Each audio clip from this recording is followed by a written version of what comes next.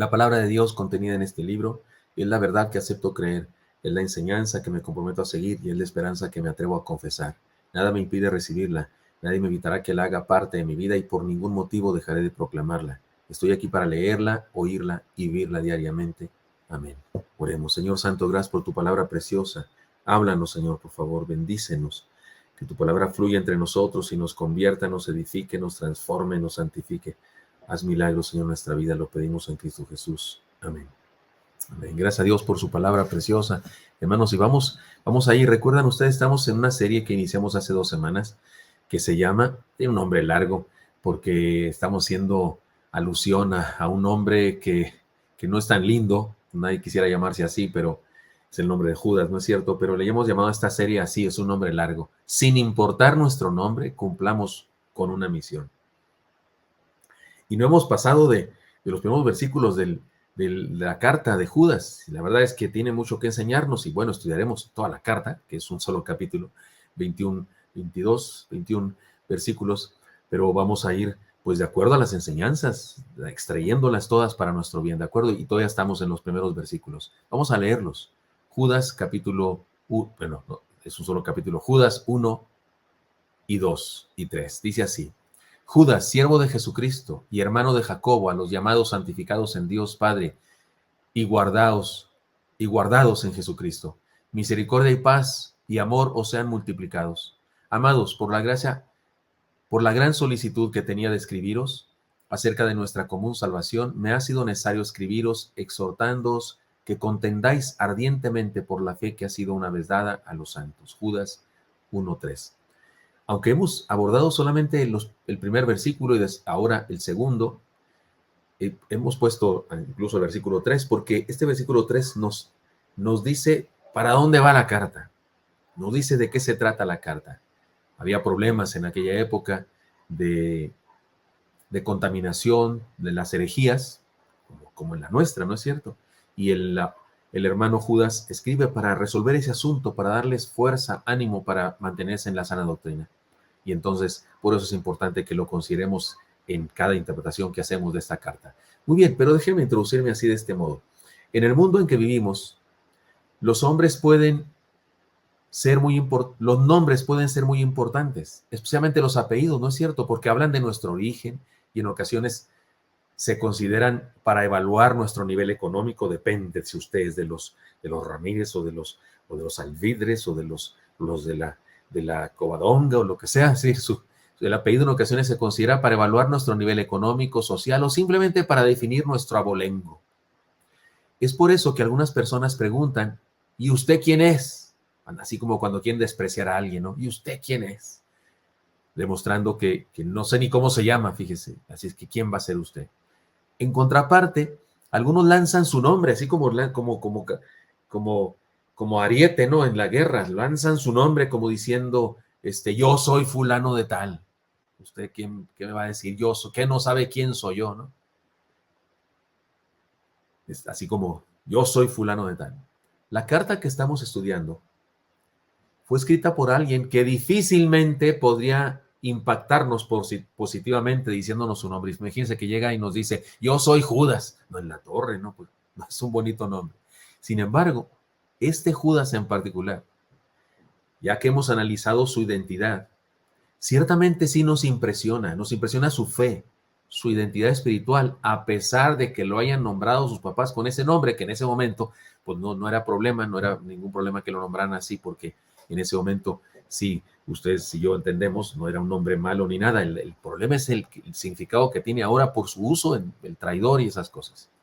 Como hemos dicho, a pesar de lo que sea, resulta que en el Nuevo Testamento hay una carta hermosa, una carta llena de bendición, llena de enseñanzas, que lleva el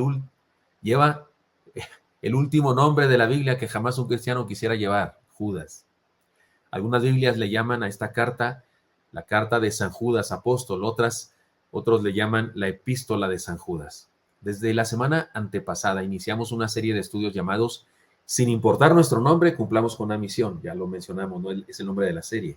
Sigamos adelante entonces con el estudio de esta carta.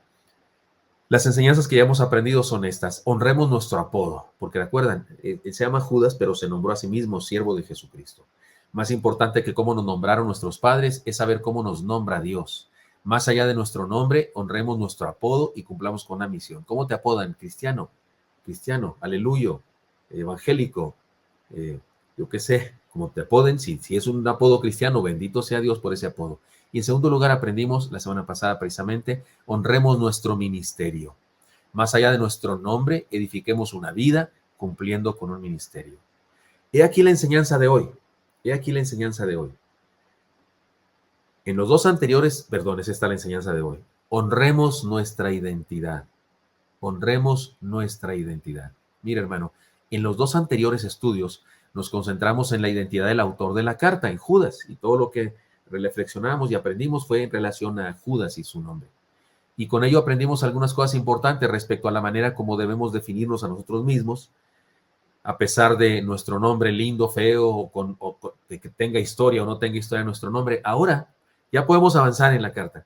Ya pasamos esa etapa del nombre del autor, ya podemos avanzar y abordar ahora la introducción del autor de la carta, la introducción que Judas hace a su carta. Todavía es su saludo, todavía es el inicio de su saludo, y describe a sus destinatarios. En este saludo, él ya se presentó y ahora describe a sus destinatarios. Debo decirles que no sabemos a quién escribe la carta, no sabemos, no se dirige a la iglesia de Antioquía o la iglesia de Berea, no dice así, ni siquiera pone una región del mundo en donde están esas iglesias, no sabemos. Algunos piensan que se trata de una epístola universal, una carta, me refiero, que fue mandada a todos, aunque algunos piensan que fue una carta mandada a un grupo de iglesias, aunque no haya puesto el nombre. Pero en este saludo, él habla de los destinatarios y deja entrever las intenciones educativas y apologéticas de su carta. Deja entrever su tema. Quiere ayudarles a defender la fe y quiere ayudarles también a que ellos sepan quiénes son, es decir, su identidad. En ella desafía a los lectores, y en este caso a nosotros, porque somos lectores de esta carta, a entender lo que somos ante Dios, lo que somos ante el Señor nuestro Dios. ¿De acuerdo? Entonces, hermanos míos, esto es importante. Vayamos pues a las enseñanzas de hoy. Dos enseñanzas. Jamás dudemos de lo que Dios ha hecho de nosotros. Jamás dudemos de lo que Dios ha hecho de nosotros. Dice, después de presentarse Judas, dice a los llamados, ya se presentó quién es él, Judas, siervo de Jesucristo, hermano de Jacobo. Y luego dice, a los llamados, santificados en Dios Padre y guardados en Jesucristo. A Judas como que le gustan los tríos, las triples cosas. Ya nos dijo su nombre, Judas, siervo de Jesucristo, hermano de Jacobo, dice así en trío las cosas, y ahora una vez más usa este trío, esta frase así como en triada se diría también. Él habla de tres cosas, dice los llamados, santificados en Dios Padre y guardados en Jesucristo. He aquí nuestra triple identidad, nuestra triple identidad. Ya se definió a sí mismo como siervo de Jesucristo y hermano de Jacobo y todo aquello que dijimos, y no hizo alusión a que él era hermano del Señor Jesucristo, no quiso presumir de eso, no quiso usar eso como autoridad, usó su servicio, su trabajo, su fe como autoridad y no precisamente esa relación. Pero ahora nos describe a nosotros, a sus lectores, y vayamos a analizar esta triple identidad. Nos llama a los que les escribió y a nosotros que lo leemos, porque así lo quiso el Espíritu Santo. Él no sabía que nos estaba escribiendo a nosotros, pero el Espíritu Santo que lo inspiró, sí. Nos llama a los llamados. Esta palabra es mucho más que una invitación o una convocatoria. Así como, vengan acá, vengan todos. Cuando yo era lobato, cuando yo era Boy Scout, la aquela, cuando era niño en los lobatos, tenía un silbato y sonaba un silbato y dependiendo del silbato significaba fórmense en círculo, fórmense así en línea recta o lo que sea, pero una convocatoria. Esto es más que una convocatoria. Esta palabra que dice los llamados es mucho más que una invitación a una convocatoria. Más bien se trata de un acto soberano por medio del cual Dios nos hace experimentar su gracia y amor al darnos la gloriosa oportunidad de entregarle nuestro ser y ser sus seguidores. Es una declaración de amor. Es una declaración de amor que más que invitarnos y convocarnos, nos hace ver lo maravilloso que es formar parte de su reino. Además, no perdamos de vista una cosa, porque en la Biblia se habla de llamados. Mateo 22:14, el Señor Jesucristo dijo, porque muchos son llamados y pocos escogidos. Está claro que los llamados son aquellos que también han aceptado el llamado, Sí, porque el Señor llama a todos los seres humanos, a todos. ¿A quién escoge? A los que creen, a los que dicen sí a su llamado, a los que dicen sí, Señor, aquí estoy, quiero creer en ti. Así es que, primera característica de nuestra identidad, porque aquí lo que Judas está haciendo es precisamente eso. No dudemos, jamás dudemos de lo que Dios ha hecho de nosotros. Recuerden que Él está tratando de ayudarles a combatir, defendiendo su fe, porque había personas en aquella época queriendo combatir contra eso y queriendo hacerles pensar en ustedes no valen, no, los que son gentiles no valen tanto como los que son judíos y tienen que circuncidarse y otros problemas que después hablaremos de eso, que habían falsas doctrinas. Y entonces Él quiere ayudarles no duden jamás, jamás duden de lo que Dios ha hecho de ustedes, llamados. Y luego dice, santificados en Dios, Padre. En algunos manuscritos pues, de la Biblia, en donde está esta carta, la palabra santificados es otra. Es una palabra que en realidad es la palabra amados. Entonces hay manuscritos que tienen la palabra santificados y otros manuscritos que tienen la palabra amados. Se parecen un poco, pero sí son distintas. Pero resulta que los manuscritos de la carta de Judas no son exactos en esta parte, por lo menos. Y por esa razón, diferentes versiones de la Biblia las usan la palabra amados en lugar de la palabra santificados. Podemos decir que no existe problema alguno con ello, ya que somos santificados por su amor y su amor en sí mismo ya nos llama, porque y ya nos santifica. Porque miren, la palabra santificados es la idea de apartados para algo. Como cuando usted escoge algo, no perdonen el ejemplo tan burdo y sencillo, pero mientras más sencillo tal vez queda más claro, que alguien trae una canasta de pan y usted quiere escoger la concha de chocolate o quiere escuchar el moño. A mí me gustaban los moños cuando no era celíaco, me gustaban los moños de esos de hojaldre, creo que son, ¿verdad? Y entonces alguien lo aparta para si este es el mío, eso es santificar, apartar algo para mí. El Señor, porque nos ama, nos aparta. Y su amor mismo es un acto de apartarnos ya. Es decir, al amarnos ya nos apartó para sí. Así que podemos, usted y yo, impresionarnos, maravillarnos y gozar de la identidad que Dios nos ha dado, porque somos aquellos a los que Dios ama tanto, que nos ha santificado, apartado, escogido para estar con Él por la eternidad. De repente hay gente que presume de algo, ¿no? Presume, yo jugué con el América, o yo fui a no sé dónde, o yo fui, ¿cómo se dice? Gradué con honores y fiel escogido para el discurso, todo lo cual es bonito, ¿eh? No hay nada de malo en eso. Y usted puede presumir de eso, se vale presumir. Si usted tiene virtudes, si usted tiene cosas que ha conseguido, que por la gracia de Dios, lo que sí es que debe ser agradecido a Dios, ¿verdad? Se vale presumir, pero no hay nada más grande de que presumir que de esto. Somos aquellos a los que Dios ama tanto, que nos ha santificado, apartado, escogido para estar con Él por la eternidad. La próxima vez que alguien nos pregunte, ¿y tú quién eres? ¿Y tú quién eres? Digámosle, soy aquel al que Dios ama tanto, que me ha santificado, apartado, escogido para estar con Él por la eternidad. ¿Qué húbole? Como dicen en mi rancho. O sea, ¿qué está haciendo Judas? Está tratando de decirles, jamás, jamás duden de aquello en lo que Dios los ha convertido, de aquello que son para Dios. Ya dijo llamados y ahora dice santificados o amados, porque diferentes pergaminos de esta misma carta dicen estas dos palabras. Así es que yo digo que son las dos.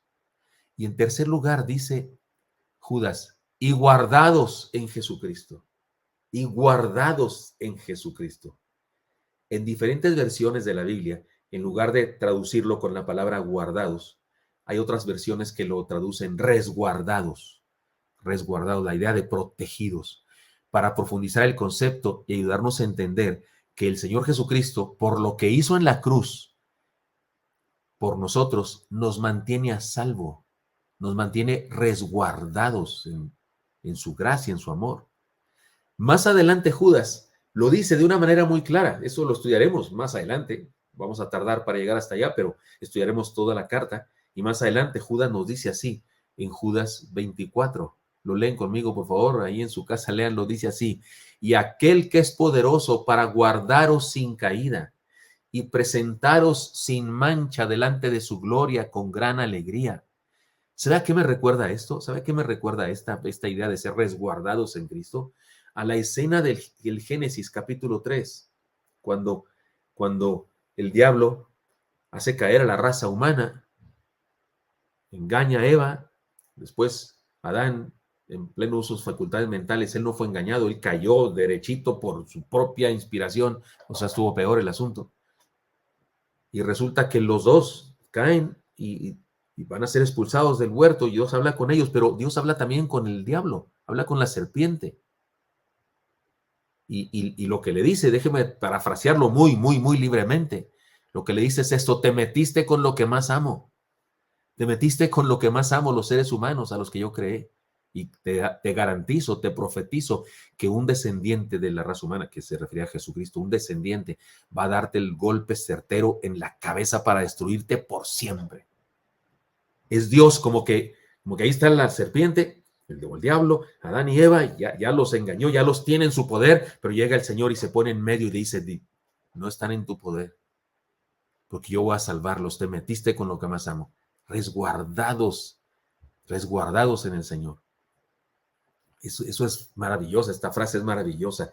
Somos guardados en Jesucristo o resguardados en Jesucristo, como quiera. Insisto que las traducciones son diferentes y nos ayudan a entender mejor el pasaje. Hermanos míos, no importa si nuestro nombre es lindo o feo, o si tiene alguna historia desagradable en nuestro nombre, ¿no? Lo que importa es lo que Dios ha hecho de nosotros. Nos llamó, nos santificó por su amor, nos resguarda en su gracia hasta el final. Perdónenme, eso es glorioso, eso es grandioso, eso es enorme, eso soy yo, eso soy uno al que Él llamó, santificó por su amor y me guarda, y soy salvo para siempre porque me guarda en su salvación, porque me conserva en su salvación, porque me protege de todo mal y me mantiene salvo, porque yo no me mantengo salvo porque soy muy bueno, no, hombre. Si la salvación no fuera para siempre, la perdería cada rato o la perdería para siempre. Pero Él nos resguarda salvos. Así que, hermanos míos, esto nos guía a algunas cosas prácticas muy importantes. No tenemos derecho a dudar de nuestra salvación, hermanos míos. No tenemos derecho a dudar de nuestra salvación. No entiendo por qué algunos creen esa herejía de la caída de la gracia. Pues, ¿en quién confían, por Dios? ¿En quién confían?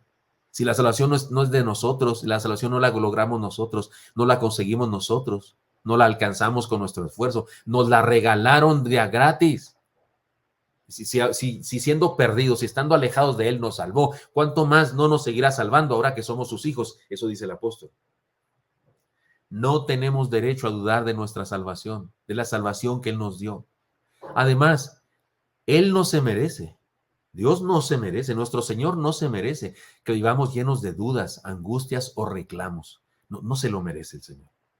Él no se merece que usted y yo andemos todos así con la cobija caída, como dicen en mi rancho, que, ay, si seré salvo, no se habrá enojado el Señor conmigo, no estaré bajo una maldición generacional, no será que no sé qué, por Dios, no se merece Dios una clase así de cristianos. Si somos llamados, amados, santificados y resguardados en su gracia, Dios no se merece, después de lo que ha hecho en nosotros y por nosotros, no se merece que vivamos en angustia, llenos de dudas, y no significa que no tengamos dolores, y no significa que no hay cosas tristes, por supuesto que sí, cosas que desgarran el corazón, por supuesto que sí, por supuesto, lo sé, lo vivo también todos los días. Pero en Cristo puedo salir adelante y tener esperanza. Mire lo que sigue que voy a decir acá, con tales circunstancias. ¿Y a qué me refiero? Que somos llamados, amados, santificados y resguardados en Cristo. Con tales circunstancias podemos y debemos vivir alentados, esperanzados y llenos de pasión por la vida que nos ha dado. Por supuesto que sí. Esta es la clase de vida que debemos tener en virtud de nuestra identidad, en virtud de quién somos. Por eso jamás dudemos de lo que Dios ha hecho de nosotros. En segundo lugar, para terminar este punto, honremos nuestra identidad y jamás dudemos de lo que Dios ha hecho de nosotros. Segunda enseñanza, jamás dudemos de las bases de nuestra identidad y salvación. Porque si todavía le queda duda a usted, como dice, bueno, sí, pero ¿en qué se basa eso, no? ¿En qué se basa lo que está diciendo el pastor? Que que soy resguardado, que soy amado, perfeccionado, santificado y además soy llamado. ¿En qué se basa? Bueno, vamos al segundo versículo de la carta apenas. Misericordia y paz y amor os sean multiplicados. ¿Puedo ver otra vez los tres, el trío aquí? Misericordia y paz y amor os sean santificados. He aquí el triple fundamento de nuestra fe.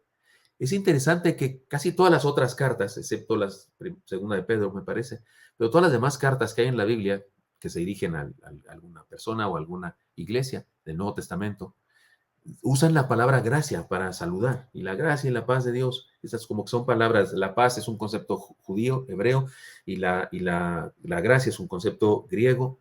Y entonces Pablo usa eso, Pedro también en una de sus cartas, y Juan también en sus cartas. Y curiosamente Judas no usa la palabra gracia. Sin embargo, ustedes y yo sabemos que misericordia es un concepto que se relaciona con la gracia, pero podemos ver aquí el trío, la triada de tres, digámoslo así, bendiciones que nos dan razones para fundamentarnos en esta identidad, fundamentar nuestra fe en esto. Y también hay algo interesante. Me parece que hay una cosa interesante en Judas. Judas no habla de la Trinidad como doctrina, no defiende la doctrina de la Trinidad, no habla de ella, no es su tema, es una carta muy breve como para hablar de todas las doctrinas bíblicas. Sin embargo, en esta forma de hablar, digamos que da un detalle interesante que tiene que ver con la Trinidad, porque nos habla de la misericordia. He aquí el trato amoroso y lleno de gracia de nuestro misericordioso Dios. La Biblia dice por toda la Biblia, perdón, la Biblia dice por toda la Biblia dice de Génesis hasta Apocalipsis que Dios es un Dios lleno de misericordia, que es tardo para la ira, pero grande en misericordia. Dios está clarísimo en todas partes de la Biblia que Dios es un Dios misericordioso. Y aquí se nos habla de eso, de este Padre misericordioso. ¿En qué se fundamenta nuestra seguridad de lo que Dios ha hecho en nosotros? ¿En qué se fundamenta nuestra fe? En la misericordia de Dios. Se fundamenta en mi picudísima santidad y mi picudísima sabiduría. Ni tengo ni una ni otra cosa. Se basa en eso, entonces no tendría nada. ¿En qué se basa? En su misericordia, en su capacidad para comprenderme. Tan me comprendió que descendió de los cielos a pisar el lodo de la tierra, a pisar la tierra que yo piso también, a vivir las experiencias que yo tengo, en un acto maravilloso de misericordia. Y me trata con amor, con compasión, desde mi miseria. Misericordia viene de miseria, y desde mi miseria me levanta. ¿En qué se basa? En eso se basa mi fe. Y luego, paz, dice misericordia y paz. He aquí la vida plena paz, es decir, el shalom de Dios que nos vino a traer nuestro Señor Jesucristo. El shalom o la paz de Dios es una palabra que significa, podría significar de gracia, plenitud de vida. Todo lo que un hombre puede desear, porque el problema número uno del ser humano es estar separado de Dios. Convertirse es entrar en la paz de Dios. Antes éramos enemigos, enemistados con Dios, separados por el pecado, pero en Cristo Jesús nos hizo uno con el Padre y tenemos la paz de Dios, es decir, la plenitud de la vida. He aquí el shalom de Dios que nos vino a traer el Hijo. Primero el Padre de misericordia, ahora el Hijo que nos trajo la paz. Mi paz os dejo, mi paz os doy, no como el mundo la da, sino como yo os la doy. Nos dijo el Señor Jesucristo, Él vino a hacer la paz para que pudiésemos estar en comunión con el Padre y tener esta plenitud de vida. Y luego dice, misericordia, paz y amor os sean multiplicados. Y por supuesto que podemos pensar en el amor de Dios, por supuesto que sí, el amor de Dios grandioso, pero sean multiplicados. El amor de Dios no necesita ser multiplicado más. El amor de Dios es todo lo que es enorme. El amor de Dios ya es completo, pleno, no le hace falta nada. No le hace falta ningún kilo, ningún metro, ningún centímetro. Ya es suficientemente grandioso amor de Dios. Así que creo que aquí se nos habla de la vivencia plena, de la vida comunitaria, llena de amor que nos imparte el Espíritu Santo, porque Él nos guía. Él nos guía al amor de los unos a los otros. Él nos transforma y nos hace mejores personas para amar. No podemos amar sin la presencia de Dios en nuestra vida, sin la presencia de su Espíritu Santo que nos motiva al amor. El amor de Dios, insisto, es un amor eterno, enorme, no puede ser multiplicado más, pero el amor que nosotros ejercemos y vivimos sí puede y debe multiplicarse. Sí se refiere a su amor, por supuesto, su amor de Él, pero ¿cómo se multiplica ese amor de Él cuando usted y yo amamos a otros? Así se multiplica, porque yo recibo el amor de Dios y luego yo amo a otro, entonces ese otro también recibe el amor de Dios cuando se convierte. Así es que aquí habla del Espíritu Santo obrando nuestra vida para guiarnos a compartir nuestro amor, y al compartir nuestro amor compartimos el Evangelio. Así que, hermano mío, no importa si nuestro nombre significa una bendición o significa una tragedia, porque hay nombres que significan algo feo, ¿eh? Nuestros padres ni cuenta se dieron, pero a veces nos ponen nombres que no son lindos. No importa si nuestro nombre significa una bendición o una tragedia, si significa un defecto o una virtud. ¿Se acuerdan a los hijos de Elimelech y de su esposa, pues? ¿Cómo les pusieron? Mahalón y Keelión. O sea, ¿qué es eso, Dios mío? Enfermedad y languidez. O sea, ¿por qué te ponen así tan feo, no? A Jacob mismo le pusieron tramposo, porque tramposo era, pero le pusieron tramposo.